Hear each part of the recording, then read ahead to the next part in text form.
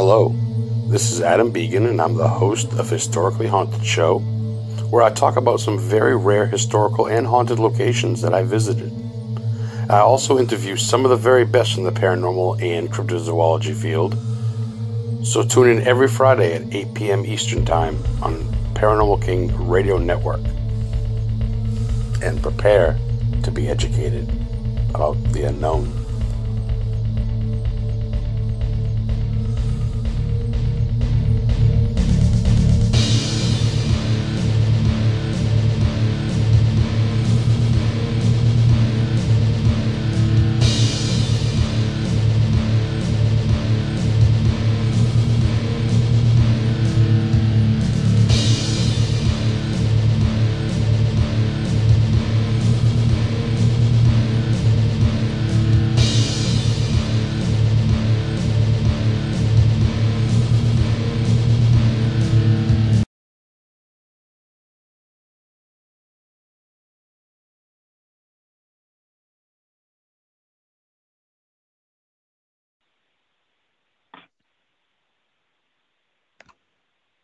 Hey, historians, welcome back to not only another great episode of the Historically Haunted Show on the one and only Paranormal King Radio Network, but this is actually the first episode or the first show of season 2. My year anniversary was a couple of days around Halloween, so I'm calling Halloween my year anniversary because it sounds cool. And so this is my first show back. So it's episode 1 of season 2. Before I bring my guest on real quick, Friday before Halloween, Heather and I got invited to go down to Historically Haunted Paranormal. We had a table for free. We got invited personally down to Quincy, Massachusetts, which is part of South Boston, by Alexandria Sarr and Kenneth Drake, who are psychic mediums. And Kenneth Drake's been doing this for 20 years. He invited us down there to have a table, like a meet and greet thing. And he actually he comped my hotel for the night, and we got a table for free. It was a mini Paracon. It was like invite only, so to speak, but I want to give that a shout out. If you guys can check that out. It was great to be a part of that. We made a lot of new friends. I got to look up some Whitey Bulger gangster mafia sites in Quincy. Got to go to the first Dunkin' Donuts ever in Quincy, Massachusetts. So we made a weekend out of it. But yeah, that was great. So thanks to them. But my guest tonight is someone really close to me. He's I wouldn't say he's my boss, but he's someone I look up to. He's someone that kind of is ahead of me in the Warren Legacy Foundation for Paranormal Research. Joe Frank. He does his own thing too. We're going to dive into that, but he's a mentor. He's been doing this for a long time. He's great friends with Chris McKinnell and Lorraine Warren's grandson and the leader of the foundation. And this guy here is a busy cat. He's been on almost everybody's shows. He's got some shit lined up this weekend. We're going to talk all about that. So without further ado, Mr. Joe, how are you, my brother? I'm doing well, Adam. Thank you so much for having me on. I appreciate it. Oh, thank you so much. Did I say that last name right? Frank? Yeah, it's Joe. Yeah, Frankie. Frank. Okay, Frankie. With the okay. E in it. No I, just Frankie. Okay, just wanted to make sure. Call me whatever you want. Just don't call me late for dinner. Love that. Not that I've missed too many. So as I did say before, you are the chairman of the board and the regional director for the Northeast region in America, and the C.I.O. of the, like I mentioned, the Warren Legacy Foundation for Paranormal Research, which was started by Lorraine Warren and Chris McKinnell. But of course, it's just Chris McKinnell now that kind of leads it, even though he doesn't like to be called a leader, so to speak, but he kind of is. He's the face, but there's a lot of us. But you're also the senior founder of You're also the senior investigator and founder of the Connecticut Paranormal Research Society, which is very cool. So let's talk about that first, because that's something not many people don't really know so much about. How did that all come about? Well, I mean, I started in this work back in 1986 when I met the Warrens at a lecture, one of their lectures. And I could talk about a little bit more of that in a minute, but to answer your question, fast forward about 4 or 5 years after that, I met a friend who actually lived in a haunted house with his wife, and the Warrens actually took that on as a case. And I met Orlando Ferrenti, my good friend, and we formed our own team. I think we officially formed it in '93, called the Connecticut Paranormal Research Society, obviously based out of Connecticut, where I live. And it's just the two of us. I mean, we don't have any other team members. I have some team in the background that help me with administrative tasks and some PR stuff and things like that. But when it comes down to actually going out and investigating and helping people, it's just he and I, because where I really specialize in is the negative or demonic cases. So normally, these days I get a phone call when somebody goes in there and they're like, I'm in over my head. I don't know what to do. Which is perfectly normal. I mean, because there's not too many people out there that's been doing this for almost 40 years. That's fine. That's why I love to lecture and I love to educate, not only the general public, but also my fellow comrades. Look, Adam, I don't profess to know everything. I'm still learning every day. Life is just a continuous journey for me. But I was taught by my mentors, Ed and Lorraine, and Ed taught me a lot about dealing with negative forces.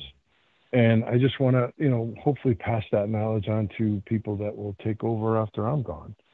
Well, you're very humble. Well, I mean, I don't think I have an ego. I hope I don't. I hope people don't think I do. But I don't like being called an expert because, in my opinion, an expert is someone that knows everything.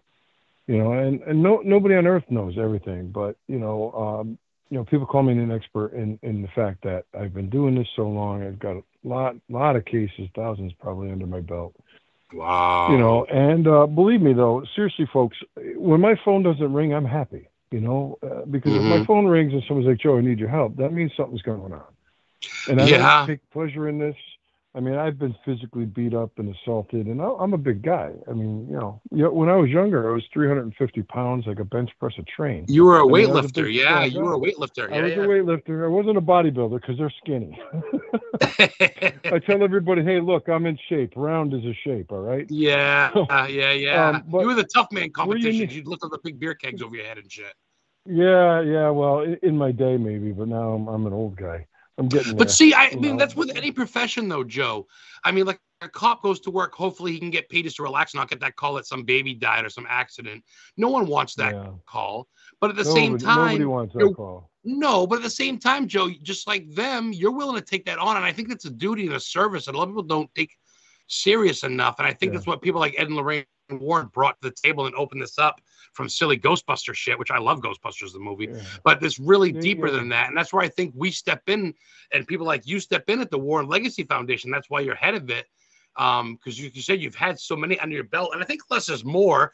The War and Legacy Foundation's a lot of members, but with you and your partner, just you two, you're not going there to take selfies and have pizza parties. You're there to help people and get work done. You don't need an audience. You just need a couple of professionals. You know what I mean? You know what I mean? I mean, Chris McKinnell is Warren's biological grandson. He's the son of Judy, who is their only child, their daughter Judy. And Chris is a wonderful guy, and I've known him, for 36 years. Wow. And he is the CEO of the Warren Legacy Foundation. He's the man in charge. But we do have a board of directors. I think there's 7 of us, and they unanimously voted me to be chairman of the board. But which is fine. I'm proud to serve. And that was back in April, right, or May of this year, I think. Yeah, it was recent. It was recent because I was out of the picture for a while dealing with my own health issues, so I was taking a back seat. But now I'm like, well, I need to get more involved to help this organization grow. You're never fully out of it, really. Let's be real. I mean, of course, you're not. But then with COVID, for the past couple of years, I've been doing a lot of stuff remotely through Zoom and things like that because, we couldn't do a lot of traveling or any traveling really with COVID. Well, you're making up for it now, man. You're a busy beaver all over the place. Yeah, Florida, New York. Well, we need to spread the word, But I always tell our members, be humble. I don't like egos. I don't like pretentious people. I don't like people that have that look at me syndrome. Just because you've been on television or featured in an episode of whatever, that doesn't mean you're somebody. Because half of these people out there probably would crap themselves if they ever were faced with something real like that. It's all for show. And I'm probably going to get some people upset with me for saying that, but I know. I'm in the know. I know what goes on behind the scenes. I know things are faked. You know, there's things that, you know, people with their jaws would hit the floor if I told them, but I wouldn't do that publicly. It's just, I turn down television shows. I don't do them anymore. I turned down the show from HBO. I turned down the show Ghost Hunters 20 years ago. You know, I didn't want that. This is a vocation for me. It's not an occupation. Wow. Okay? And, you know, I could have been rich and famous, but that's not what I got into this work for. I was chosen to do this work to do good. Yeah. You know, and that's why we kind of different from our sister company, Nesper, so to speak. I mean, as much as I love Annabelle and the Conjuring thing, we're not really about that. We're more about, and not knocking Nesper. I'm friends with Tony. I'm friends with Dan. I'm friends with all them guys. And I wish there was a Tony. Tony's like family to me. I've known Tony they're great. As long as I knew the Warrens. But I love them. They're like family to me. Well, exactly. And I love the 28 Days series. That's all great. But with us, you know that with the Warren, and I'm so proud to be part of it. And you recently named me the Northeast chapter historian, which is great. And I'm still looking up info on that case. I haven't forgot. It's just hard. That was a hard one to dig. Well, with your expertise with research, I'm like, I'm going to use you at that capacity. And that means so much to me. Everyone has to be an investigator. I'm not going to send just anybody. You know, if you don't have, you know, the knowledge or expertise, or if it's not your forte to go into a private home and try to help a family, I'm not going to put you at risk like that. But someone with your knowledge and expertise to do research is invaluable. Research is the key. You know, that's why I sent you that, because someone had sent me this video or whatever, and you know, they were just curious about it. You know, it's not, you know, nothing negative or bad, but I said, hey, Adam, can you take a look and see if anyone passed away at this location? Maybe we're seeing some vibrations of the past or some kind of apparition. I'm not even sure. The video is so short. It's hard to see. It's kind of short. Yeah, it's hard to dig up at the land. Not much is coming on the history of the land, but that's what I like. That's the nerdy behind the scenes stuff that I kind of like, the research part. Yeah, and you may not find anything. Yeah, you may not. Oh, it does disappoint me if I don't. You know, I've been watching your things. I love the places you're going. I'm jealous. I wish. I love the state of Maine. I'm born and raised in Connecticut, but my heart's in Maine. I have Nubble Lighthouse. Is it Nubble? Yeah, Nubble Lighthouse in Cape Neddick's your photo there, your background. Yeah, I know. I people's like, Joe, you moved? I'm like, no, I just put it on my Facebook page because I want to go up there. You got to go there this wintertime, man. They deck it all out for Christmas, Joe. You'd love it. They put lights all over at Christmas time, man. I'm trying to get up there. I love lighthouses. It's just a passion. I'd love to meet you for a coffee, Joe. I'd love to meet you at the lighthouse. Maybe bring a coffee and fucking, you know, just talk. Absolutely. I'm actually talking to my wife to go up there maybe early December for a weekend or something, just a quick getaway. And I'll let you know. I'd love to see you.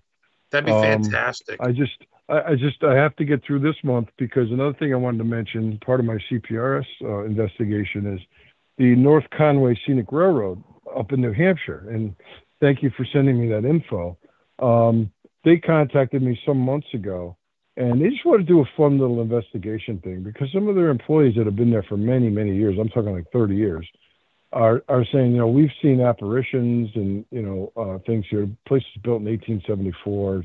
It's been a few things. There was a railroad station for many years. Then it was like a pharmacy, I think a firehouse. Yes. And now, you know, back in the 70s, it got revamped, and it's this North Conway Scenic Railroad. I think it was a post office too, or something.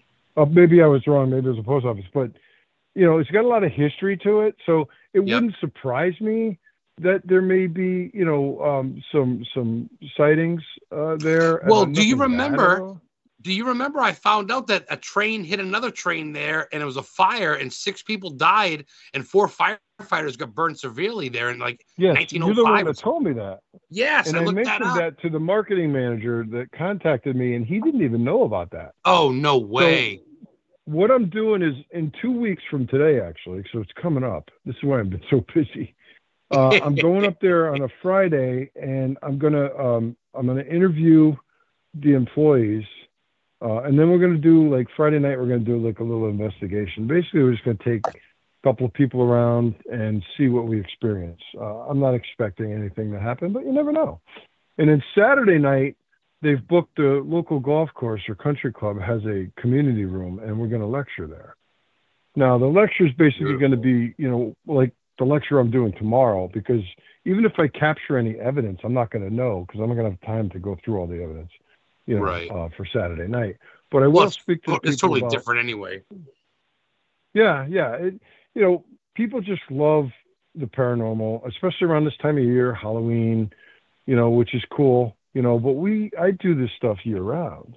Yeah, and I like to lecture. I do a lot of libraries. I do colleges. I do private organizations for fundraisers and things like that. But yeah, there is an entertainment factor to it because I'm a big ham. I do make them interesting and funny and things like that. But then when it's time to get serious, people know I'm serious. And I just want to educate. And there's, usually in the crowd, there's a lot of people that are part of their own paranormal team, which that is fine, But I try to tell those folks, listen, make sure you don't misrepresent yourself. Okay, a lot of people out there are thrill seekers, and they're just in it to get the money shot, to throw up on their social media and their YouTube page and everything. But when you're dealing with a frightened family, when they've got some activity going on that may be, an infestation, where you've got poltergeist activity, we got dishes flying at you, and chairs and tables and things like that. They don't know what's going on. They're freaking out. They're scared, and then you go in there and they say, okay, it doesn't necessarily mean it's demonic. Hollywood would have you believe that there's a demon lurking around every corner. That's not the way it works. Demonic cases are actually very rare, because with demonic cases or negative entity cases, however you want to categorize it, there has to be an entry point. There has to be a doorway that has been opened for this. And it has to be opened by your own free will.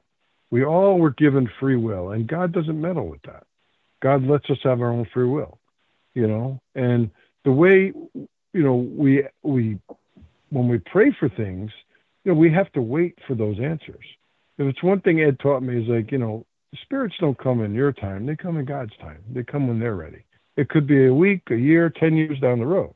The same thing with the negative entities. You may be playing with fire today and going, hey, if this is the gates of hell, why don't you come out and grab me? You shouldn't be saying that.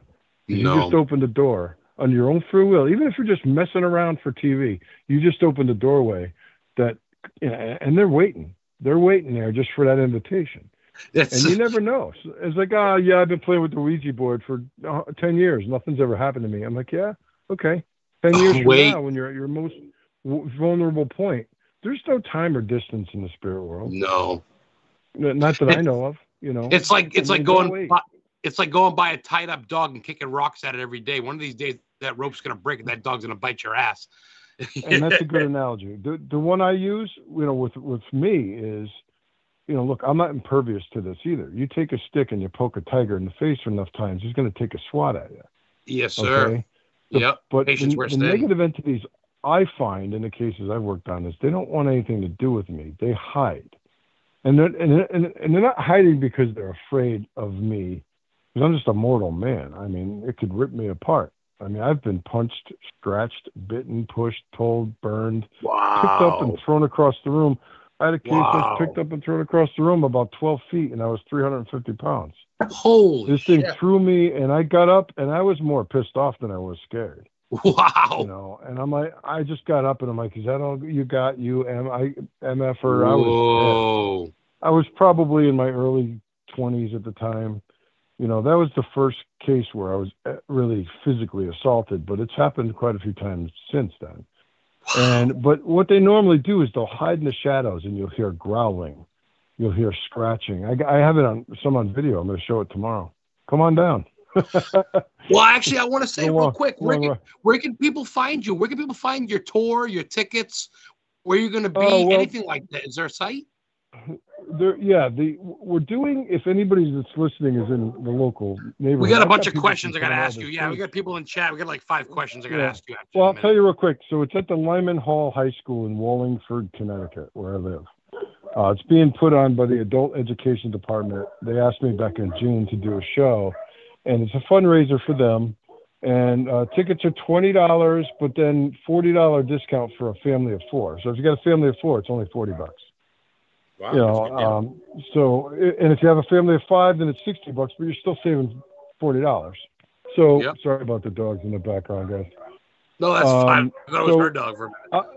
So it's Lyman Hall High School in Wallingford, Connecticut. It's on Pond Hill Road, I think. People could find it. It's all over my Facebook page and stuff. But But what yeah, I'll about be your future lecturing ones, with like my the one in New buddy. Hampshire, shit like that, though? The future ones. Do you have like a website? You Yeah, must have your so own. I don't have a website. I'm actually building one. My daughter's helping me with that because I have twin daughters that are 23. They Oh no know shit. about all this stuff. But yeah, Hmm. the one in New Hampshire is going to be at the North Conway Scenic Railroad. The date that I'm going to be doing the lecture is the 19th of November. It's the weekend before Thanksgiving. Oh, I very don't have cool. any other information yet because the marketing manager up there is still putting this together Okay. for me. But I will be posting on my Facebook page, my personal page, Joe Franke, and also my Connecticut Paranormal Research Society page. But yeah, I mean, I've got those couple of big things coming up, and then for December, I don't have any plans because my wife's going to divorce me. Ah, well, you gotta I'm say never yeah. You home. got, as you know. No, no, she won't. I've been together. No, no, no. We've I'm been saying you together don't get no 36 plans. years. I'm saying no plans yet. I don't have any plans right now, but something could pop up. But I believe that we're probably going to pick up after the first of the year. Okay. Um, you know, Well, so, we got but a yeah, baker's dozen here in chat, and some questions are coming at me, and I don't want to okay. hit you with 40 at the last minute. Sorry. No, it's all right. So Carlos Nunez, what's up, Carlos? Longtime listener. He says, "Hey Joe, curious. I love the Warrens. How many investigations did you do with them? Oh Or did God, you do any? too many to count. I mean, I met with the Warrens. I was 18 years old. It was in 1986, and I didn't go on an investigation with them right away because they needed to, train me and stuff. But I've been on, God, I don't know, hundreds maybe over the years with Wow. them because that was part of my training was to go with them. And I remember my wife at the time, who was just my girlfriend, would come also and help take notes, and stuff. And then when the kids started coming, she just stayed home, Um, but many cases with the Warrens, they weren't demonic cases. Some of them were beautiful cases where someone's grandmother came for a visit, and Lorraine, being a clairvoyant medium, could talk and communicate with these spirits. And so it was actually a beautiful thing. I didn't get involved in my first really bad demonic case for about maybe 3 years or so after I started with them. wow. And I remember that one vividly because Ed sent me there with another member by ourselves. There was just the two of us, and that was pretty interesting. This family was terrified, but yeah, through the years I used to go to their lectures. I also doubled as their security because every once in a while you get some hecklers and the naysayers, and I would just say, hey, please, could you be respectful in my own sweet way. That's back when you were um, bodybuilding and bench pressing Buicks, right? Well, I was very kind to people. I never manhandled anybody. I'm also a black belt in Taekwondo, so Well, that you know, helps. no, well, it's just people would have too much to drink and they'd start heckling them. That's all BS. I'm like, look, Oh yeah, you people paid your money want the to see the spotlight. show. Usually I just have to go up to them once and said, please be respectful. Because Ed would look at me like, hey, Joe, get rid of this guy. I'm like, well, let me give him a chance. And I'll tell him, I Yeah, said, you got a chance, but if you open your mouth again, you're going to leave. That's all. that's all. You Look, tell them like it I is. welcome dissenting opinions. I welcome that. I welcome challenging questions. And if I don't know the answer, I'm going to say, that's a good question. I don't know the answer, because our Yeah. answers don't come when we want them. We have to do research. A lot of the answers people seek won't come in this lifetime. Maybe after you've passed on, you'll find the answer. Maybe we weren't meant to have the answer in this lifetime. But Wow. my job basically is to help people with their paranormal afflictions, help them face their fears, understand what's going on. Sometimes, Adam, it's psychosomatic. One of the first questions I ask them is, how many of these TV shows do you watch? How many of these movies do you watch? Oh, I go to all of them. I love all these TV shows. I said, well, then stop watching them because it's in your head. How many people out there could say they've watched The Exorcist at 3 o'clock in the morning by themselves, and then they have nightmares or they can't sleep, or every little Yeah. creaking door and sound they hear, they think they got a demon lurking in the background. Look, if you can't handle it, don't watch those TV shows, and Yeah. don't waste people's time that want to help if you really have a problem. And I'll say, well, has anything happened? Has anything physically assaulted you? Have you had any outward signs of physical manifestation, like poltergeist activity? Well, no. I just hear these noises. I hear these scratching. I said, you need to look at natural solutions first. Maybe you got a rodent in the house or a squirrel in your attic or something. I said, check all that out first before you go to the supernatural, or paranormal, which is beyond normal, beyond the five senses, preternatural. That was beyond the natural. You got to look at things scientifically before you just immediately jump to the fact that I have a demon here. I agree. I'm dealing with a couple of cases now because as C.I.O, I'm the chief investigative officer. I'm not big on titles, folks. The reason I have the titles is for the other members to know who I am and what I do. My job in the organization is to help the regional directors throughout the globe. We have people all over the world. If they need my help, because I may be a little bit more experienced in something, then I'm here for you. Otherwise, I'm not going to meddle in your cases. If you need my help or my advice, people call me all the time, and I'm happy to help them. But they'll call Chris and I because we're Joe, at some point, Joe, too, do you got to ask yourself, or do you question possible? And I mean this with all due respect, but do these people possibly? Are we talking alcohol and drug abuse? Are they psychotic? Are they just?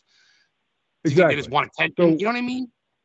We have parameters, and a couple of things that we suggest is before we're going to send a team anywhere, we do tons of research on the people, and that's where you help come in. Before a team is going to go out there, and these cases aren't right down the street. Some of them are hours away. Sometimes you got to jump on a plane. It's like, look, if there's something going on. Okay, like I've got one in Sacramento we're dealing with now. I'm helping Father Ken and Stephanie and Francis and those folks out there. This woman is claiming she's got a demonic attachment. And she is showing some signs that it's possible, but she's not doing what we're asking to do. So basically she's coming to us for help. And I said, okay, ma'am. I said, what you need to do is you need to go to the doctor because you've lost a lot of weight in a short period of time. You've got a medical issue going on with that. Okay. Yep. It's making you weak, and then it could be affecting you psychologically. She refuses to go to the doctor. So her partner that lives with her is disabled and in a wheelchair, and she's begging, please send a team out of here. I said, no. I said, if she won't go to the doctor, then bring the doctor to her. Call 911, get the paramedics there. She can refuse transport if she wants to, but I need a medical professional to be eyes on and take a look at this woman. And if she's in that bad a shape, then they could probably force her to go, or she's going to die. These are the things we get involved in. But we're not just going to go out there without these steps being taken. You need to have a physical, psychological evaluation and share that information with us. Now, if she does all that, and the doctors are like, clear her and say, look, we can't find anything wrong. She's of sound mind. She may have an attachment. And then we can go to work. Then we'll send a team out there and we'll go out and see if she's got an aversion to, religious objects. So Father Ken and I just did a deliverance when I was up in New York. We had something happen there. I'll tell you about it if you want me to later. But so anyway, we have protocols that we follow. But one thing is mind-boggling to me is if you're calling me begging, literally begging for my help, then why aren't you doing what I'm asking you to do? Now, I can't explain it, and it happens more often than you would think. And then they ghost you. Then they won't call you back, and now you're sitting there wondering. Because they're guilty. Or something. Well, I have directors saying, Joe, I haven't heard from this guy in weeks. He won't call me back. I said, you can't do anything about it. I said, maybe he was full of shit. Excuse my French. I said, no, we don't know. It's right. But why are they? Yeah, but that's the thing, Joe. You can't just jump out, like you say, on a plane or on a 3-mile hike or a 3-hour hike just because someone's newspaper wrapper fell on the ground and they go, oops. You know what I mean? Like you got to have some sort of, There's many different reasons why people do this. It could be some form of mental disorder. They could have depression issues or alcohol abuse or drug abuse issues. Right. Yeah. And they may really, I when I lecture, I tell people, I said, some of these people aren't lying to me. They really do believe they have this affliction. I said, it's our job to try and help them realize that they don't. Okay, in their minds, it's very real. But I'll interview a family separately, and I'll go in there and I'll talk to the wife, and she'll tell me, I see this apparition, this happens, something touches me when I'm sleeping, and I'll talk to the husband, and he'll look at me and Joe, I don't see anything around here. I think she's nuts. I'm like, well, no, she's not crazy. She really, in her mind, believes this, but it's my job to go backwards and say, okay, when did this start? Yeah. All right, when did you begin having these alleged encounters?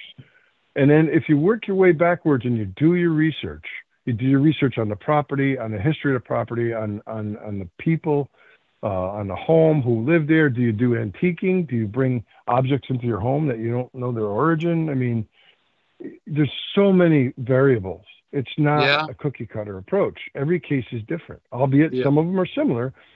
Every case is different, and you got to treat it as such. No, that's smart. I mean, that's just the logical way. I got to get to some questions because they're piling in. I'm sorry. Yeah, Joe. I'm sorry. Go ahead. No, don't be sorry, brother. It's just the chat. They keep on clogging it up, and I love you guys in chat. Everybody, Tom McGuire. Oh, Jimmy, Mr. Haunted, Jimmy from Nesper. Jimmy's joining us. You must know him. Jimmy Pentanino. Yeah, he owes me lunch. He says, what's up? He's in chat saying hi, everybody. Okay, let me get to the questions. Now, I know, guys, sorry, they're coming. My girlfriend, Heather Kemenidi, Witch and Heather. Chris McKittle thinks very highly of her. We met Chris a couple years ago, 2017. She wants to know what qualifies someone to be a demonologist such as yourself and Chris. Well, you got to do your homework. You have to study. Years of. It takes years. I mean, it's not like, a demonologist by definition is someone that studies demons, basically. And there are many of them. Wow.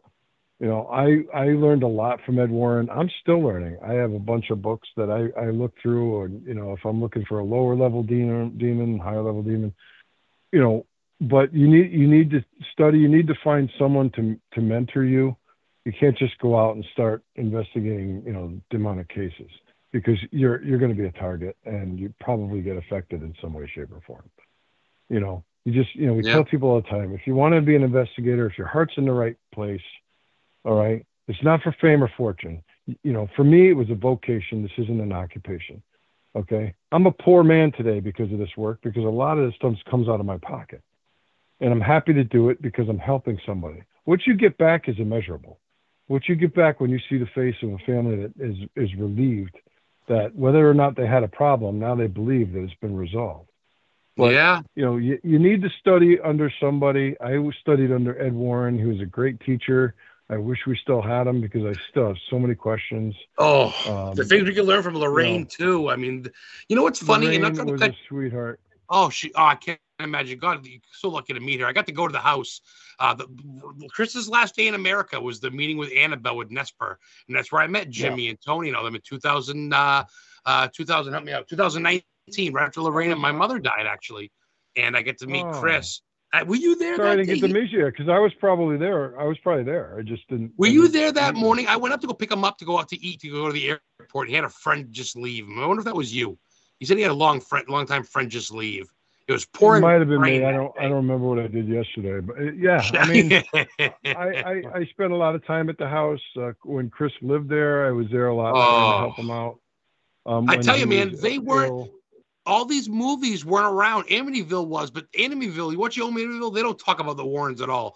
They weren't in it for that. They were in it, like you say. All these, and I try to be nice to people. And I don't mean to be a jerk. Pardon my language, but Joe, 90%, if not 95% of the field is in it for TikTok videos and bubblegum parties. And I've been here, and let's go take. They don't really. People go to places to look up spirits and bring Ouija boards just to get kicks. No one really helps people, Joe. That's dangerous. I mean, is that fair to say? I mean, Jimmy and Rick and the guys at Nesper. I mean, they're great. They are. But I'm talking about your average schmo, early 90s. Joe Smo. Your average Joe Smo that goes to a sanatorium on the weekends and pays $50 to go have a pizza overnight and conjure. Come on, touch me. Then they leave, and the next person goes there, and the ghost is pissed, and they cause a rest on them. They cause more damage than good, Joe. See, whether you know it or not, that's a form of divination right there, because you are, through your own free will, inviting something to touch you. You don't need the Ouija board. You don't need to have a seance. Just having a spirit box session. I mean, you're opening doors. People don't realize how dangerous that can be. You know, they buy all this ghost hunting equipment, which is BS. I think I don't believe in most of this stuff because it's just a theory. I mean, I've got some of the equipment. My buddy has some of the equipment. We've used it. We've got some good results with it, but it is not scientifically proven. I don't care who you are. It's not scientifically proven. You know, I'm an old school guy. I go in there with my you know, I could say my Felix the Cat bag of tricks, you know, and I'm probably showing my age there because a lot of people probably don't know who Felix the Cat is. I go in there and I have my bag, I have my crucifix, I have my holy water, I have my Bible, I have my rosary beads that were given to me by Lorraine Warren. I have my rosary beads that I got from Rome. You know, I have powerful weapons, but the biggest weapon and most powerful weapon is my faith. I was just going to say your faith. I was just going to say it, Joe. Well, yes. Without my faith, all those objects I just mentioned are just nothing but inanimate objects. They mean your nothing. faith is what gives them the power. Without your faith, those objects are powerless. It's like having a sword, and if you don't believe it, the sword turns to rubber. It's not steel anymore. Do you know what I mean? Yeah. You know, Joe. That's why I'm so blessed to know you. Well, there's a saying that I love to repeat. It says, "Do not fear the snares of Satan. He is powerless against the children of God." We are all children of God. We're all brothers and sisters. That's why I treat everyone with equal respect. You know, that's why I say, be humble. I do not like egos. Anybody, and there's a lot of egos in this work. You know, I mean, like I said, this is a vocation for me. It's not an occupation. I don't make any money at it. Yes, when I do lectures, I am paid for my time. You know, but when I help a family, well, I mean, the last three gigs I just did were on me. I paid my own travel. I drove my car. Like the New Hampshire thing. You know, we're going to New Hampshire to go do the train station, but while you're there, you might as well do a function so you can at least cover your hotel and your fucking gas prices, right? Yeah, well, no. Spread your knowledge a little bit. The people from the railroad station are paying my expenses. They're providing hotel rooms. They're paying for my travel. So they are taking care of that. What we can ask, if we're going on a case, if I got to jump on a plane and fly across the country, which I've had to do oftentimes, we would ask the family to cover the expenses. However, I will say this, if the family cannot afford to cover those expenses, I'm not going to say I'm not coming. I'll pay for it myself because I'm not going to leave someone hanging. It's not about money. That's amazing. It's never been about money. It's been about helping people, and that's what the Warrens did. The Warrens never charged a cent to help people. They made their money through their books and their lectures. Yep. And that's why Chris McKenna loves you. I tell people, listen, the Warrens were wonderful people. And the naysayers out there and the negative people, they didn't know them as people. I did. Jimmy did. Rick did. And if you insult the Warrens, I'm telling you right now, you insult me. And that's not something you want to do. I'm just saying that. Okay, because my job in this foundation is to help people, but secondly, and maybe more importantly, is to protect the Warren name. All right, they're good people. They were like grandparents to me. I loved them dearly. As Chris always says, like, my grandfather loved you. He didn't like me. He loved you. I said, but really, Chris told me he popped him on the back of the head a couple of times. All we want to do is carry on their work in their name. Lorraine wanted this. Her and Chris talked about this for many years, you know, and I was honored to be asked to be a part of it. And I'm just trying to do what I can do to help everybody. I think you're making them proud. A lot of people were jazzed. I know Nicole Gaspard is. She's not here. She's in chat now. Killer. That's funny. I looked down. She's in chat, but I know a lot of people look up to you, not only because we're members too, but outside of the field, of course, people just look up to you. You're very humble, but you're very loving, and we get some more questions, Joe. I'm sorry. You're very kind. I appreciate it. Well, no, man. And you're a busy fucking cat. You got something tomorrow. You had something the other day. I mean, like I said, you just got done the parafunction thing with Kenneth Torres, and I know his name too. I know him. He just put on the Dark Waters Con in New York. He's a member with Franke, Frank, and Nate. Frankie Nate Banker. Frank, yes. Yeah. Yes, okay. Frankie put on an awesome Paracon up there. It was very I wanted diverse. to go so bad.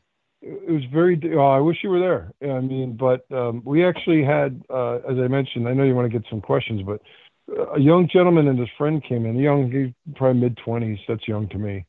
And this gentleman believed he had some kind of attachment that he's been afflicted by for a number of years. And we actually, Archbishop Torres and I, discerned that he may have an attachment, and brought him into another room, for about half hour, 45 minutes. And we read some prayers of deliverance, which is a very effective layman's form of exorcism. It's not an exorcism, but their deliverance prayers can be prayed over someone by anyone. But again, you have to have the faith in the words, or it ain't going to work. Yeah. And this gentleman did have quite an aversion to religious objects. I had a crucifix in my hand that no one knew about, and this was a trick taught to me by Ed. And as I sat the gentleman down, I put that crucifix on the back of his neck, and he had quite a reaction. Really? He had no idea I had it in my hand. I just lightly touched the back of his neck with this crucifix, and I used the one that I got from the Pope in the Vatican. It was blessed by the Pope, I should say. He wasn't putting on a show. He didn't know what it was. Wow. Yeah, no, and that's that's a trick that Ed taught me. He's like, yeah, they'll have an aversion to these religious artifacts, but without knowing it's there. So that was an interesting case. Again, totally unexpected, but we were not unprepared. Always be prepared. So, Ed was smart, man. I mean, he was one of the people that survived being in the military. Wasn't he part of a team that was captured or lost or something, and he survived? No, he was on a ship, I believe, that was sunk. That's what it was. Fire, and he actually saved a bunch of lives. He was in the Navy. My dad was in the Navy too. They might have known each other. I don't know. Oh man, the stuff. Ed was a wonderful guy. He was a very loving gentleman. He's very kind to me. I owe him so much. I miss him every day. I mean, I wish he's proud of you, brother. Both of them. I can see that. I hope so. He is. I know he's with me. I know he's helping protect me.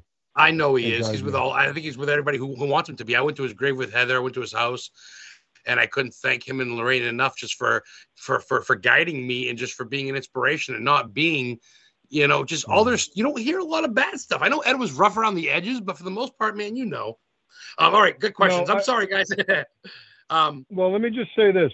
Yeah, go ahead. Ed Warren was a wonderful guy.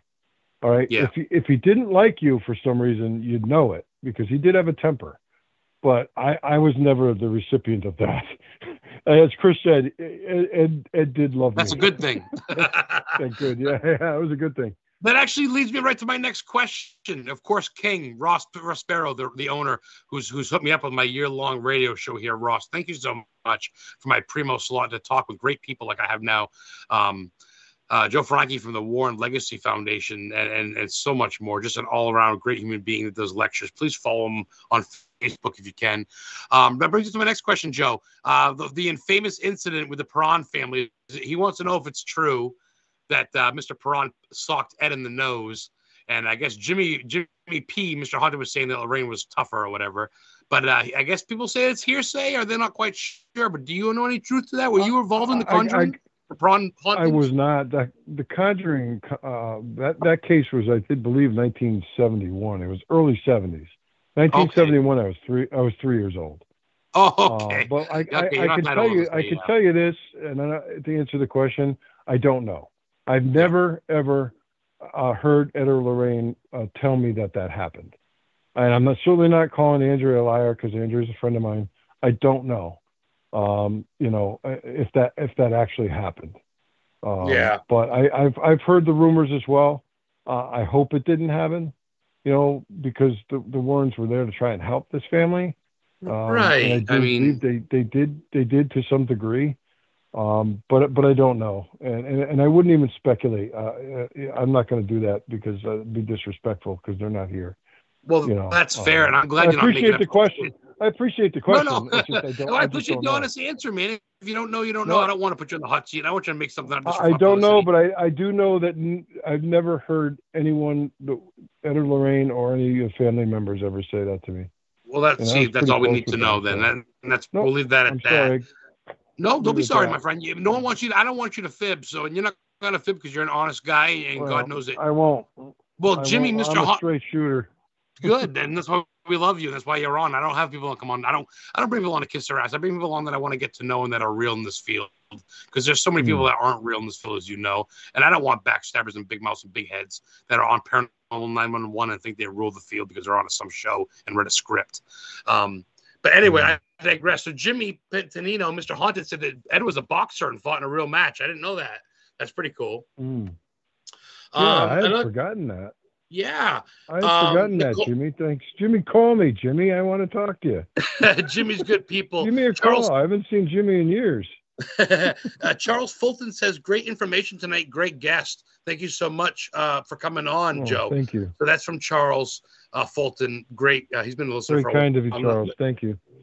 Nicole Gaspard, fellow Warren Legacy Foundation member, joins in. She says she's looking forward to having you back on her show, Joe, and wants to know what's the last thing you learned about working with the Warrens. What's like one of the last? Well, you're still learning, I guess, right? From them? Oh God, I mean, there's so much I've learned. There's so much stuff that I need to learn. I mean, there's so many questions I have. I'd love to be able to pick up the phone and call one of them, because I don't know everything. Yeah. And every case is different. Matter of fact, there was a case that we had some years ago. Lorraine was getting on in years. She was probably in her mid 80s at that point, and I had a pretty bad case in Connecticut. And I was consulting with Lorraine on the phone because I would always call her. She'd say, "Honey," she called everybody "honey." I hear that. You could call me. I said, "No, Lorraine, I'm not going to call you at 3 a.m. But I was consulting with her, and this was a pretty bad case. And I remember Judy actually contacted me. I don't know if it was on the phone or through message, but Judy asked me not to bring her mother there. She just had a feeling that something was really bad, and it was a bad case.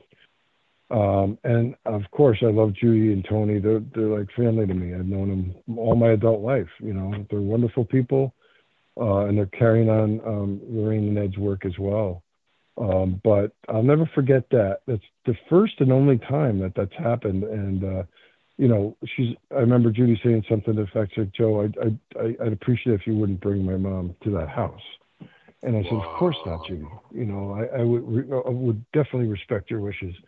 She didn't mind, obviously, if I was consulting with her on the phone, but she was a big help to me, guiding me through that case. Even with all the years experience I had at that point, I don't know everything. And I do have, I believe here I have some notes that I took, and I had a flood about 20 years ago. I lost a lot of evidence.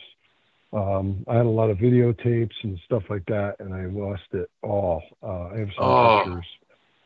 But I mean, I know I digress, folks. I'm sorry, but I learned. Well, but in your head, though, like under your belt and in your head, you witnessed exorcisms, you witnessed demonic possessions, you witnessed natural hauntings, and everything in between, right?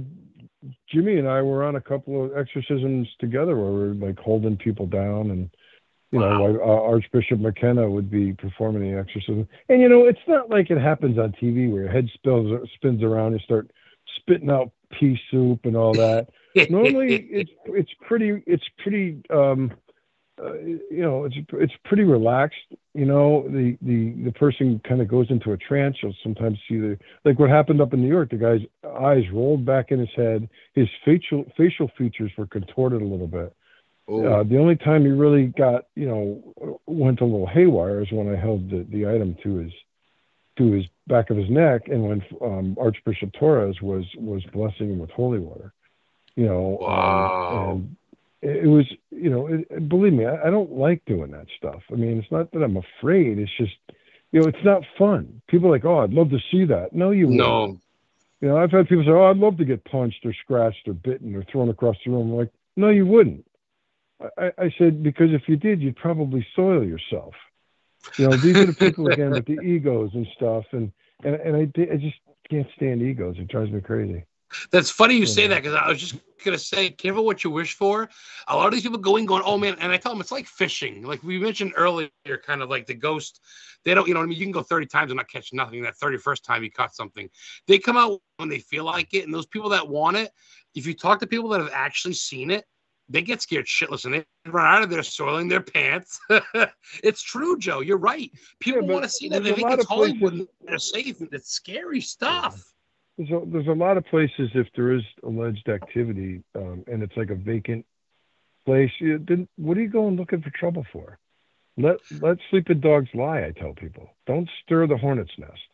Oh, Because yes, now, once yes. you've done that, I said, don't call me up and expect me to come in with a proton pack on my back and suck the thing up and stick it in my ecto chamber. It doesn't work that way. No. I mean, look No. at Father Amorth. Father Amorth. I was just watching something recently, a documentary that was done before he passed away. 9 exorcisms on this woman. 9, and they still were not effective. Wow. He had set up plans to have a 10th, but he passed away before he could do that. I mean, he was the chief exorcist, at the Vatican, so it's not like you go in there, for 20 minutes and, okay, it's gone now. Next. Just in a puppy mill, Yeah. People just, they have so many misconceptions about things. And, that's why I lecture, because I like to take the knowledge I've learned from my mentors and share that with people. Whether you believe it or not is fine. I'm like Fox News. I report, you decide. I'm not going to try to change anybody's mind. But Joe, one thing you better be, you just better be respectful. I've never had a heckler at one of my lectures because I am my own security. And if you have a dissenting opinion or a tough question, go right ahead. But don't accuse me of my evidence being fake because I took the picture. Well, when you come to New Hampshire, I'll be your fucking bouncer, dude. When you come to New Hampshire, I'm going to that lecture. We won't need. I want you to come and enjoy yourself. We won't need that. It's just, it takes a lot to get me upset. But when I will get upset is when people, talk poorly about the Warrens. And there's people out there that didn't like them. I'm like, well, you didn't like them. How can you say that when you didn't know them? They say, they made this up. They lied. No, they didn't. You don't know who they're. I knew them as people.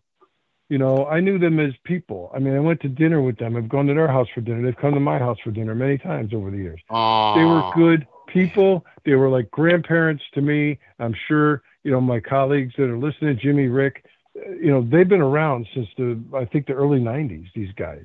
They knew them as people. The people out there today didn't know Ed Warren because he's been gone for so long. They didn't know him at all. Yeah. And they trash him. I'm telling people, if you talk bad about the Warrens, you might as well just figure you're punching me in the face. Because I will defend a lot them. of people. Yeah. I don't like. I'm sorry. I'm not trying to get hot, but no, you're I heard recently Joe. that pissed me off, and I won't get into a war of words on Facebook with anybody about it. But I just say, look, you didn't know them, so keep your mouth shut. I'll say, you know what? Everybody in this field owes it to them. I mean, Hans Holzer was great, but the Warrens brought what we do out of the people thought we were, dude, let's be honest, Joe. 30 years ago, what you're doing now, people would think you're in an insane asylum trying to deal with spirits and trying to deal with they wouldn't agree with that. The Warrens took the hecklers, took the whole kook thing, like I say in The Conjuring 1, we're kooks, we're crazies, and they took it to light and they made it mainstream. And then people like Zach Baggins and these douchebags made it a Hollywood thing and putting skull shirts on with the crosses, 55 crosses around your throat and challenging spirits. Come on and get me. Now everybody on the weekend gets it back and look at him now. I know. Look at him from his first episode and look at him now. The guy's lost his mind. It's all about, is he famous? Yeah, he's famous and he's still loaded. Worship he's got him, tons though. of money. But you know what? Well, that's because people don't know any better. They don't know any better. I have a saying I always say, we mock what we don't understand. No, you're right. You can't. No, I don't care for these people either, but I'm not going to badmouth anybody, especially publicly. But they don't know what's waiting for them. Okay, he's been affected. His crew's been affected. You could see it. He bought that house in Gary, Indiana, sight unseen, because he thought it was a cool story. You think it's cool that these children and this family was terrorized? You think that's cool? And then you go and you buy the house and you bring people in there, and every one of those people get affected. Finally, you just bulldoze the place. That's on him. It's not going to go away. Those affections are on him. He's done a lot of foolish things. Let me just put it that way. All right, people love him because they love his show. Oh yeah, well yeah, and of course, the girls think he's cute, and it's a whole. He's got a haunted place in Las Vegas, and it's all bullshit. I think you're adorable, Joe. Joe, we got about 10 minutes left. We can go a little bit over, but I got some more questions I want to hit up real quick. All right. This hour flew by. Heather Witchen says another question. Thank you so much, Heather. I appreciate the question. Witchen Heather came in and he says, "Hey, Joe, quick question. Can children that have free will, basically, at a certain age, when they reach free will, knowing their consequences, do you think they kind of know when free will's done, so to speak?" That's a great question. I don't know. Children, in my opinion, are very innocent. And children are very curious. I mean, if you're asking if a child can invite something in, I mean, I guess they could, but I don't know if they know better. Yeah, that's right. At an early age, you should be teaching children not to play with these, forms of divination like Ouija boards and I would agree. Crystals and pendulums and stuff like that. But children are very susceptible. I've worked on a lot of cases where there are children involved, and the children are actually the ones being attacked, and that pisses me off. That's why I get involved. This case I was talking about that Judy called me and asked me not to bring the rain. There were twin children involved. They were about 18 months old at the time, and they were being physically attacked. They had marks on their bodies and their fingerprints on their face, like somebody slapped them. And they were the children were being targeted. But I feel children are very innocent. They're very open to this stuff. They're very curious. But they depending on the age of the child, they really don't know any better. They need to be taught. I remember when I was a kid, my aunt's like, I got some board games for you. Here's a Ouija board. My mother's like, throw that right in the garbage. My mother knew. I didn't know any better at that time. Like, what's this? Yeah. But I don't think kids even care about that shit. We're too busy with our cars and our G.I. Joe figures and playing with the fucking board, I mean, kids think ghosts are like Casper the Friendly Ghost on TV or whatever. Right. They probably don't fully understand the concept. And another thing I'll say is some of these investigators out there are bringing their children on cases, which is ridiculous. That's kind of weird to me. My kids want to get involved in this. My girls are 23. I have twins, and my son's 27. And I tell them no. Well, you were 18 years old when you started. I said, yeah, but you're not me. And it's my job to protect you because I'm still your father. I don't want them involved in this. Adam. Good man, Daddy. I don't want them involved. There's no reason for them. Maybe someday. I know they're getting older, but I just want to protect them because I know what can happen. I know it's happened to me. It's happened to friends of mine. And I want to protect them from that. That's like the boxer's son who doesn't want his kid to be a boxer because his daddy is. No, I fought, but you can't. I mean, that's the thing is these people that bring their kids in, they don't know the real dangers. When they, oh, yeah, my little Timmy comes with me. And yeah, but he's 8 years old. We go to cemeteries and go play the Ouija board. I go, are you fucking kidding me? Like, why are you subjecting your kids to almost demonic, satanic stuff? But I just had one of our foundation members, I heard, wanted to bring her pregnant sister on a case. Oh, God almighty. Let's have Rosemary's Baby. I found out about that. I don't know if it's her sister or daughter, but the pregnant woman on a case that was supposed to be bad, I said, no. I said, God. Absolutely not. I'm like, what are you thinking? It wasn't a case related to the foundation. It was a case, I don't know, by their personal team or whatever. I'm like, look, if you even suspect that to be a demonic case, you shouldn't be going in there because you don't know what you're doing. They had no knowledge of that stuff. And the thing is, an experienced, humble investigator will know their limitations. Remember, like Clint Eastwood used to say, man's got to know his limitations, or a woman, as the case may be. Yep. You got to know when you say, I'm in over my head. I need help. Let me call somebody. Well, and there are people, and not only me, there's good people out there like Jimmy, like Rick, like the Nesper guys that can help them. Just reach out to one of us and we'll help you, or we'll get you help. Right. Like you say, you're not an expert, but more or less, I mean, let's face it, Joe, any fucking buddy off the street tomorrow can say they're quote unquote a paranormal investigator. There's no courses you take. There's no certificates you get to be one. But someone with your stability, your background, you've got a lot more than just someone who decided to get a bag of Fritos and go to the Lizzie Borden house for the weekend with his EVP meter, and now he's a paranormal investigator. Everybody and their brother claims to be one over bullshit credentials. You know what I'm saying? And that was what makes anybody could say anything they want, but you know what? Joe Franke can back his up. That's what I'm talking about. There's a different line. There's a difference. There really is, man. I don't feel I have to, but I don't have a diploma hanging behind me that says demonologist or paranormal investigator. I think that's all BS. And Yeah. and it's pretty vain of somebody that thinks, I'm going to give you a demonology course and I'll sign your diploma. Right. Well, who the hell are you? Right. You know, unless it's a member of the clergy that's actually been to the Vatican and taken courses, and I would question that though. But there are people out there that do that. And they charge for this stuff, and it's ridiculous. It's laughable. Right. But people like me get lost in all the noise. I mean, when I first started this work in the mid '80s, there was only a handful of people out there that I knew that did this work. Of course, you had the Warrens, you had John Zaffis, who was Ed's nephew, good people that were involved in this work. Dr. Perry Taff out in the West Coast, and Lloyd Auerbach. I mean, these are good people that knew, something about something. Yeah. Now it seems like, if you Google paranormal, you get thousands of people that pop up in teams and, hey, look at me and look at my website, look at my YouTube page. I don't have a YouTube page. I have a personal Facebook page. And then they go to these conventions. I don't have Instagram. They go to conventions and sell t-shirts and bumper stickers, and they're a dime a dozen now, Joe. They've watered it down.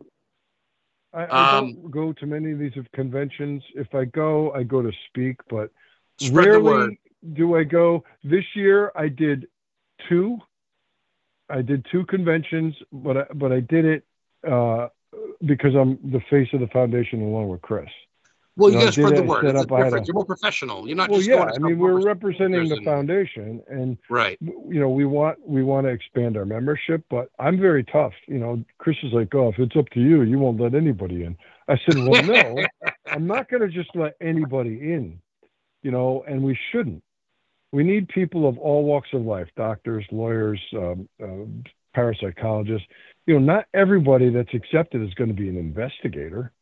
If you don't have any experience, but if you're if you're an experienced researcher like you're invaluable to me because you know your stuff. There's many roles. There's many roles in the foundation. Many roles. Oh, we absolutely. Need people from all walks of life. We're non-denominational. We take people of all faiths. We'll take people with no faith. And I know we're running out of time, Joe, but we got people all over. We got people in New Zealand, Britain, right? Canada, Brazil, America, all over. We've got people, we got people in England. We've got people in Spain, Costa Rica, Central and South America. Cleo is our regional director in New Zealand. She covers Australia, Tasmania. Yep. I'm friends with her on Facebook. We do. We have people all over the world. We're still growing. And we have a board. Like I said, I'm chairman of the board, and we have some very gifted board members. Chris is our CEO. People come to me and I said, that's a decision Chris has to make. I'll kick them to him.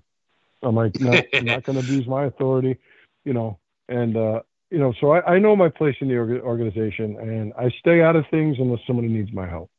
But I love our chats, though, because you're very informative and you include all of us. I don't feel like no one's the weak link in this group. I feel like we're all included for the most part, which is kind of good. So I know we're running out of time. I'm sorry, King. Everybody's saying great show, which is awesome. Charles Fulton, George Cannon, Heather Witchin, Jimmy the Hog Dog, or Ho Dog, it says, but Jimmy Patino, Nicole Gaspard, Earl Morgan, Carlos Nunez, King in chat. Real quick before we go, Joe, I know, but just so people listening know, where can people reach you if they want to join and or have questions or need help with the Warrens Legacy Foundation? Well, you can go to warrenlegacy.com. If you want to reach me personally, you can just send me a message through Facebook. I mean, and I'll respond. I have my page of Connecticut Paranormal Research Society. I got to admit, I'm not on the page a heck of a lot. But if I get a message through there, it'll come to my phone. My email is jfranke@warrenlegacy.com. Again, that's jfranke, Franke, no I, @warrenlegacy.com if they want to send me an email. But, if someone needs help or just wants to ask a question, please just give me a little time to answer it because I've been a little bit busy, but I will get back to you, I promise. Oh, quit being modest. This is like your fourth podcast, and you got like this is like your third fucking meeting in like about a month. You've been all over the place. Have been a busy a cat. lot of our members, Adam, like yourself, have podcasts, and I'm happy to do them. I'm not going to say I'll do Adam's, but I won't do Nicole's. I love to be on. I love to talk, as you guys have found out by now. Well, for someone who's got credentials and who's someone who's been through a lot, you're definitely like humble. And I call you friend, but I want to call you brother because I feel like I just want to meet you now. We're all brothers and sisters, Adam. You are my brother. I gotta have brothers and sisters. Let's get a lobster roll at Neville Lighthouse this winter or spring or something, or next summer even. I will. I promise you, I will let you know because I want to go before Christmas because I missed the fall because I've been traveling. You know, I did Florida, I did Virginia. Wow. Can I just say this though? Can I ask for everybody's prayers for a gentleman down in Virginia? I think he's in North Carolina. Ooh. What I did in Virginia, we did a fun ghost hunt in honor of a gentleman. He's 43 years old and he's dying of, he's got terminal brain cancer, stage 4 brain cancer. He's got a beautiful wife and some young children. He's 43 years old. I won't mention his name, but if people could just pray for him. I'm praying that he wakes up one morning and that brain cancer is gone. Praying for a miracle because we all know that it's possible. But, you know, It's going to be a sad day if I get an email or a phone call that he's passed. But his make-a-wish, his wish was to do, as far as I understand, was to do a public ghost hunt with us, with Chris and I and the foundation. And I was happy to go down there and make that wish possible. And I pray for him and his family. So You're if everyone making could please join me in praying for this gentleman. Oh, yeah. That's what it's about. It didn't make the local news. There's not going to be a movie about that. Helping people. That's what it's about, Joe. I don't care. You know, somebody's like, "Oh, you should make a movie about your life." I don't want a movie about my life. I just want write a book, Joe. Write a book. Write a biography, Joe. I've got a book I've been trying to write for years. I just can't get out of my own way. But it's going to be either a series of books or it's going to be a very thick one. So, you know, I'm going to do it. Hopefully, I've just been dealing with some health issues of my own. Whether they're related to the work I do or not, I don't know. I could never know for sure. But it's, you know, fortunately and unfortunately, it's allowing me more time to spend with this work. A lot of it I do remotely and through Zoom and StreamYard and things like that. But if I am healthy enough to travel, I will. You know, I will when I have to. But my wife keeps a tight leash on me because she doesn't want to lose me. Behind every good man's a strong woman, they say, Joe. And God bless you in prayers, man. Hope and healing. We got 3 minutes left. We can go 10 minutes over. So we got 3 minutes. Anything that I haven't touched on that you'd like to mention as far as anything goes? For me? Just anything. Well, no, if anybody's interested in the foundation, just, you know, please go to warrenlegacy.com. You know, our bios are up there. I believe the information is there if you'd like to join. I mean, we're open to all applicants. And, you know, if I got a question for you, Joe. Yeah. I got a question from Adam the Historian Ghost Hunter. I got a question from the host. What's your bucket list? Give me one or two. Give me an American bucket list and a worldwide bucket list of places you haven't been that you'd love to go. Oh, yeah. I mean, everybody's got one. Give me a couple. Top of my list, I really would like to go to. Well, top 2 is Scotland and Ireland. It would be the castles, some of the castles over there. Ooh, 1300s. And then I want to go to 1400s type I'd love to go there. I was supposed to go at LORAINE many years ago, and I couldn't get never went, huh? My job. I regret that to this day because my boss basically told me, he's like, we're too busy. He said, if you go on this vacation, he said, don't come back. That's exactly what he said to me. And I was like 23 years old, and I was afraid of losing my job. I'd knock his teeth out today. I'm like, I'm leaving because you know they're gone now. I'll never have that opportunity again to go. That's what I look at. Do you look back at I lost that job, or I went to fucking Scotland, Ireland? It's a sore subject with me. But the other places would be the Winchester House. I'd like to go there. I'd like to go to Washoe Club, and I'd like to go to Alcatraz. Oh, so we're talking like the Whaley House, the Winchester House. We're talking San Diego, like San Fran with Alcatraz. I've got people working on us doing lectures there and tours there, and hopefully 2023 will yield some pretty good trips for us, and we can go and talk. I'm going to be speaking at colleges and universities. I tell you what, Joe, we got a minute left. Oh, that's great. We got a minute left. I'd love to have you come on my vodcast. It's on Tuesdays at 7 p.m. It's visual. Through StreamYard. It's on Facebook. I'll have to put makeup on, though, but... Oh, well, that's all right. I got a face for radio. We'll put you and Chris on. I've had Chris on before on New Year's Day. We'll have you and Chris on. We'll do like a little round table or something. But man, it was a pleasure talking to you. I'm really excited to see you at Noble, and I'd love to see you at the New Hampshire train station. Let me know when that goes down, man. I want to come down to see you in a couple of weeks. I'll drive down. I'll keep you posted, I promise. But Maine, I definitely want to head up there before Christmas. Let's do both. Let's do the train trestle, and I'll watch your thing the next. I'll get a hotel that night, and I'll watch your thing the next day, your lecture, and then we'll come up to Maine. We'll get lobster rolls by the lighthouse and fucking moonlight it there. That lecture's already scheduled, and I mean, there's no information yet, though. I haven't heard from the guy, but it's going to happen in 2 weeks. So I said, you got 2 weeks to fill the seats. I think the place seats about 100 people. Give me some stuff on Facebook that I can share in my groups and all my stuff, and I'll try to get some. I got a lot of fans in New Hampshire. Yeah, as soon as I get the information from the marketing manager up there, I'm going to put it on Facebook and I'll share it with you. Oh, please do. I know you're a busy cat. I would love it if you could come. I know it's a long drive for you, but I'd love to see you. Oh, it'd be worth it to see you. I know you just did a lot with Heather Langdon, PhD, who's a great. I had her as a guest as well. We got to go. We're out of time. We're 10 minutes over. I got so much more I could talk to you about. So let's leave our guests, our listeners in suspense. Well, we'll just do it again sometime. Please. I would love that. And like I said, the vodcast. This will be up on iTunes tomorrow, on Mixlr, on Spotify, my YouTube channel, which is Historically Haunted. It's all my old episodes because it's a listen only, but you can still listen to it on YouTube. That way it's the hard copy forever. And I'll also tag you on my Facebook page tomorrow. So awesome. You've been so gracious. Thank you to your listeners. God bless you all. God bless you, Joe Franke. I'm here for everybody. God, my mom, God bless her soul, sent you in my life because the Warren legacy, even though we haven't met a lot of us, you guys are there for me, and it's like the family I never had and the one I always wanted and needed. And dude, you're always there for me. You know that. I know that because you gave me your number and you told me. And I appreciate that, and Joe. You're a man. I meant it. You can call me anytime. I don't care if it's 3:00 in the morning. I may not answer, but you can call me. You can see when you get up and go, oh, shit, Adam called me. I better call him. It's an emergency. I tell everybody that. I say, look, if you're calling me at 3:00 in the morning, that means you need me for something. Maybe you need money or cab fare. I don't know. But not many people. You call me for anything. Not many people like you left in the world. So I need to meet you. I need to hug you and get a picture and talk and hang out with you in person, share a drink or food with you. Just trying to make the world a little better, one person at a time. You know? You're doing it. You're making people feel good. So keep in contact with me. Message me tomorrow or later today, and I'll get you the hard copy up. And we got to go. They're kicking me out. Awesome. But great talking to Joe Franke from the Warren Legacy Foundation for Paranormal Research, led by Chris McKenna, the grandson of Ed and Lorraine Warren.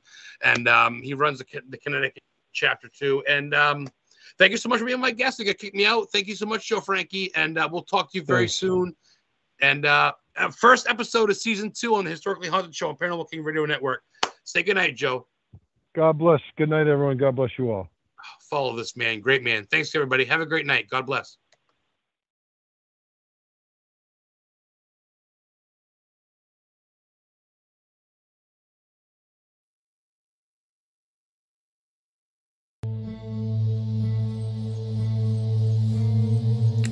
Hello, this is Adam Began, and I'm the host of Historically Haunted Show, where I talk about some very rare historical and haunted locations that I visited. I also interview some of the very best in the paranormal and cryptozoology field. So tune in every Friday at 8 p.m. Eastern Time on Paranormal King Radio Network. And prepare to be educated about the unknown.